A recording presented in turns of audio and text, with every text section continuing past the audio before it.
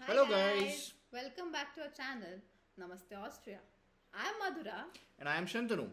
Today's episode is super close to our hearts because we are not just sharing facts, we are sharing a journey of welcoming our baby girl right here in Austria.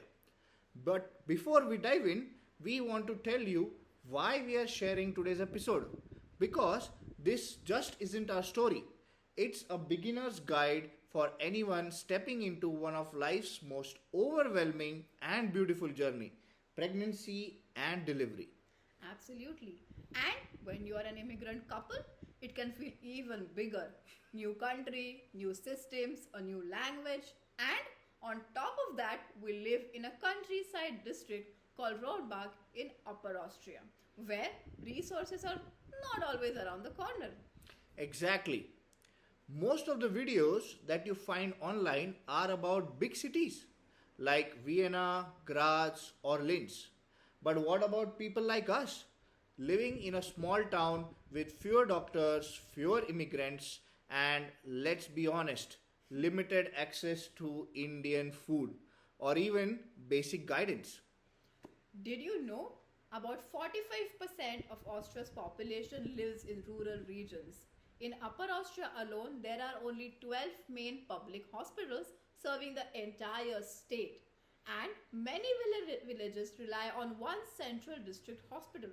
So, here in Rohrbach, where we stay, there's just one Clinicum Rohrbach for all births, emergencies, and specialist cares. So, just one fun fact, the birth rate here in Rohrbach is pretty intimate. Like in 2023, there were about 750 babies that were born in the whole district. And that's almost equal to the number of births happening in the city of Mumbai every Every day. single day. You know, and statistics show that while Austria's overall has excellent healthcare, in rural districts you might have to travel 30 to 40 kilometers for certain specialists. That's why we are here to share our experience, which could be a small roadmap for another couple out there.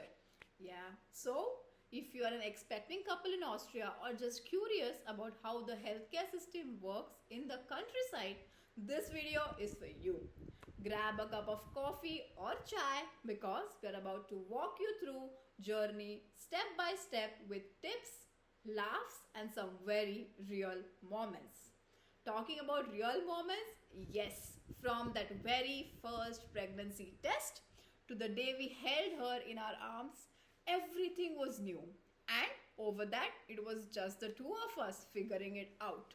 There are only about 3 to 4 Indian families here in Rohrbach, and honestly, none of them had been through this process here. So we really were on our own. But hey, if we survived and thrived, you can too. So, Shantanu has been in Austria for about 2.5 years. He works in Kohlerschlag. Yes, Kohlerschlag is that tiny little town near Rohrbach that even Google Maps sometimes squints at. And interestingly, I convinced her to join me after we got married.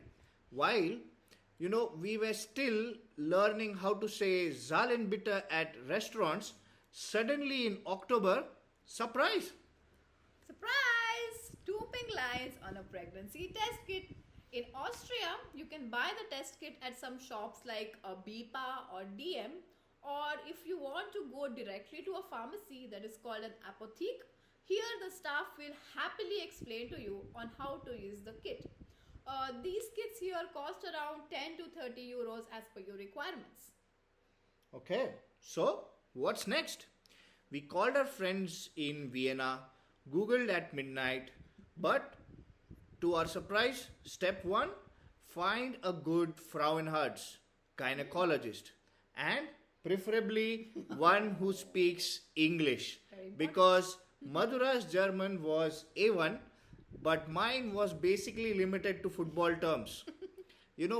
After finding a good English speaking doctor here, we were so calm and we could actually breathe easier. As a fun fact, finding a good English speaking doctor in a small town like this is like finding a masala dosa in a local restaurant. Rare, but not impossible. Oh, yes, masala dosa. So, in Austria, there are three types of doctors. First one is called the public ones. So, these are completely covered under your public insurance. So, one of the public insurance companies here is called the OGK. Here, you do not have to pay for any of your appointments. The second one is called the private. Here, the appointments are completely self paid, it is a total self paid setup. And the third one, so it is called the semi private one. This is the one which we personally opted for. And as the name already suggests, it is you have to pay upfront after your every appointment, and you get some percentage of that money back from your public insurance company.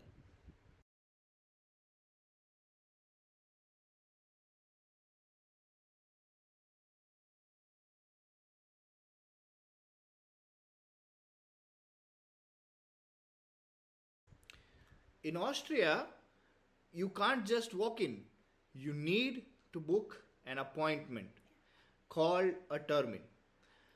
Luckily, at our first appointment, she explained the whole process. She gave us our Mutterkind pass, now renamed as Elternkind pass, and did all scans and blood tests. This pass is the Bible for all pregnancy checkups and even tracks the baby's milestones and vaccination after birth. Oh, absolutely. And trust me, I still do everywhere along with me. Even if I have to go downstairs and just walk on 100 meters, I will always keep this with me. So, once we found our English speaking gynecologist, the real journey began. And trust me, Austrian prenatal care has its own rhythm. Waiting times are shorter compared to big cities. And let's say Rohrbach, we used to often get appointments within 1 week. Now, about what happens after you are confirmed. The first schedule after your first checkup, it is a rhythm that you have to go for checkups which are almost monthly, and they take place till your 8th month. Every checkup you will have to go through a blood pressure test, urine test, and weight is also checked. Apart from this, there are also some blood tests that are done periodically to check some important vitals like your iron levels, your sugar levels, and the vitamin D levels. Specifically for the pregnancy 9 months, there are two important tests. The first one is called the glucose tolerance test.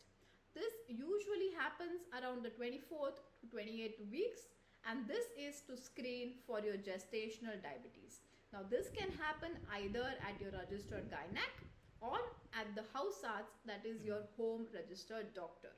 And the second important test is a detailed anomaly scan, and this will usually happen around the 20th week. So, overall, you have to at least have five ultrasound scans, which are mandatory as per government norms. And these are again recorded in your mother child pass. Now, unlike India, for checkups and test results, you don't get a result printed for you. They only give you a call if something's really wrong. They also rely heavily on midwives. They are called as Hebamme instead of the doctors. And honestly, if I tell you, they are angels in scrubs. We highly encourage you to register with a Hebamme early in the pregnancy, because they don't just help you for birth but also advise you for diet, mental health, and birthing plans. Some insurances even cover one home visit by a midwife before birth to prepare you. Yeah, absolutely. Unfortunately, we could not secure one appointment with a Hebamme who could speak English. So we had to learn everything Yeah, remotely by talking to our parents. That's why we're emphasizing you to book an appointment as early as you can. exactly. So many small towns like ours, Rohrbach, offer a birth prep class which is called Geburtsvorbereitungskurs in German.